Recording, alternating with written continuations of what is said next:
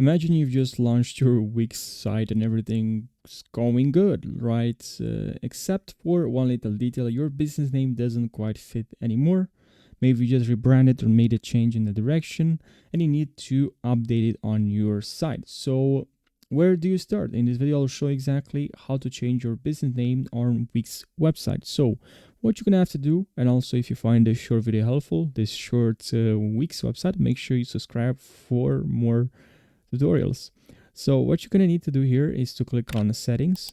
So click on settings, and then here we have general settings. We're going to have to select here business info, business info.